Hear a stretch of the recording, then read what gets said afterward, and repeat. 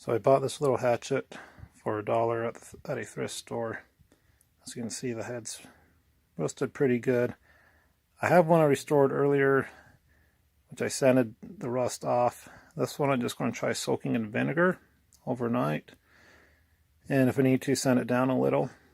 I also got some drill bits in here, which as you can see are pretty rusty. Unfortunately, I hate to say it, I let them out in the rain. Just going to pour some vinegar. Okay. I have a feeling it's been soaking for, about 3 or 4 hours is all, but look, the rust is already coming off. I'm going to take some steel wool to it.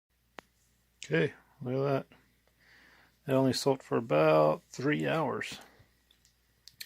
And then I took some very fine steel wool. As you can see, that's really fine.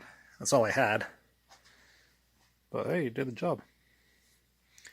Now we'll put an edge on it, sharpen it up really nice.